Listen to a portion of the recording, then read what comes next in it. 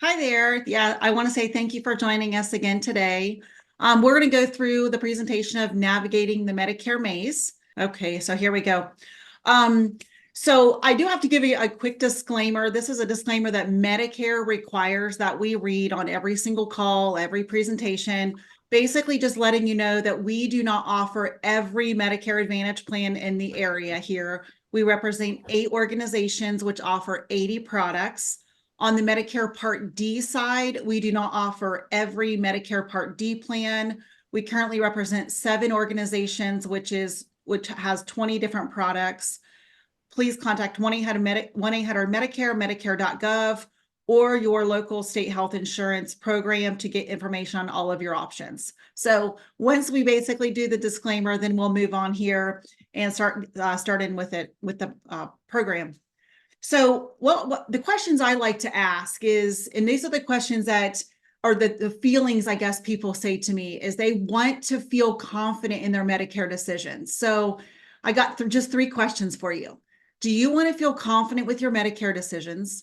Do you want the peace of mind when it comes to Medicare? And do you want to make sure that you're protected from all Medicare penalties? Well, here in just a couple of minutes, I'm going to share with you how to go from the transition of feeling confused, frustrated, overwhelmed by all the mail you're getting, all the phone calls, all the emails. And I'm going to give you a clear path to know that you've avoided all of your penalties and know that you're choosing the right plan, the best plan that fits your needs. Again, my name is Suzanne McLean, and I am going to do Welcome to Navigating the Medicare Maze, where we put the joy in the Medicare process.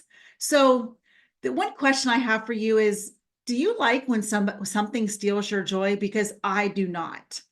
And what I find is sometimes clients will call and say, I'm so overwhelmed, I'm so frustrated because I have all these calls, all these mailers coming into me. I'm just not sure what to do. And what I see is that steals your joy. So my job is to put that joy back in your life. A little bit about me is I believe that it is my God-given mission to help others, especially when life gets complicated. Retiring, going on Medicare, making healthcare decisions definitely is when life is starting to get complicated. I love to see people win. So when you're like, you get off the phone with us or you get out of the Zoom and you're like, oh, I understand everything. We see that win on your face. That definitely lets us know that we are accomplishing our mission in life. So what we're going to do is I'm going to talk just a little bit about my team here. There's a team of 6 of us. We have a little over 4,000 clients, and we've been doing Medicare for about 15 years.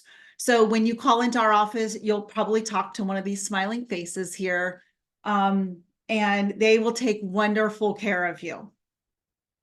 All right, so every year we do bring on a little over 400 new clients, and we help those clients go through the navigating the Medicare maze process. We do have a live event that we hold each year where we invite our clients to come to that live event where we'll bring a speaker or somebody to come in and talk about things that is beneficial to you as the consumer. So our event is actually coming up here in May of this year, and you'll be getting the invites to that if you're interested in coming. All of my clients do get a copy of Navigating the Medicare Maze. And anybody that's on this webinar today, I will be more than happy to send you a free copy of the Navigating the Medicare Maze book that I wrote. All you have to do is reach out to my office and give us your address, and we'll go ahead and drop the book in the mail to you. Basically, what this book is I compiled a list of, a book of client stories that basically, it's a pretty simple read. I think most clients are telling me they can read it in about 45 minutes. And it's the success stories of my clients. So I will absolutely send any of you a copy of this book. Now, one of my most prized endorsements is we are designated as the official Medicare advisor of the Columbus Bar Association. So we work with a lot of attorneys. We work very closely with the bar, with any of their, people that are turning 65, retiring, walking them through the process of going through that navigating the Medicare maze to give them that peace of mind of knowing that they've made all the right decisions. Now, once a year, we do go to Washington, D.C., where I weigh in on Medicare legislation. So I tell everybody that I talk to about this. We go every February. I tell your stories. So let me just give you an example. Last year, as I was sitting there talking to the congressman, we have certain topics that we talk about. And it was so interesting because he was sitting right next to me, like so close. I literally kind of touched his leg and I said, how would you feel if your parents or your grandparents had to go through this? And I told a story about how one of my clients had had an issue with one of their medications. And I told another story about how one of my clients had been put into the hospital. And then from the hospital, they got sent to a skilled nursing facility. But unfortunately, that client was not admitted, quote, admitted to the hospital. They were only in under observation. Well, they thought they were admitted to the hospital because they had the wristbands on and everything, and they were in a bed. Then they got sent over to a skilled facility to start, going through the rehab process, and Medicare declined the claim because they were not admitted to the hospital. And that's something we're trying to work on with legislation, is making sure that the consumer knows if they're admitted or under observation, so the client doesn't have any surprises. But anyways, so every year we go over and I tell these stories. I'm very, very authentic about saying this is what our clients deal with. I call it my boots on the grounds. I'm walking around, I'm meeting with people, I'm talking to people, and I'm hearing those stories. And I love to share those stories to congressmen and try to positively help legislation. Now, this is just a little bit about me. This is my family here. My mom and dad right back here. And then, of course, a lot of my siblings, my nieces, nephews, etc. So a little bit about me is I was raised one of 5 kids. My dad and mom were very passionate about helping others through the service of God. So my dad is a minister, and his desire to work for God was stronger than his desire to climb up the corporate ladder. So yes, he was a businessman before he retired, and he was a minister. As I seen him climb up the corporate ladder, I would see him go out and take on another small congregation to try to help build that church. And I really never understood it as a child. I really didn't, until I started growing up. And I'll never forget that the passion in me was always to help somebody, but I really couldn't figure out why. Well, because I had such an example in front of me of my parents always helping people. And I remember I was probably in my early 20s. And of course, this is before Ring Doorbell. And I remember there was a group of us girls that got together, and there was a minister, him and his family, and they had a couple of kids. They were kind of struggling financially. And I just remember thinking, what can I do to help them? Because I was raised in a preacher's home. And I was like, what can I do to help? So a group of us got together. We went to the grocery store and we just bought some groceries. Like I said, I was probably in my early 20s. And we bought the groceries. We went over to his house. We dropped the groceries on the porch.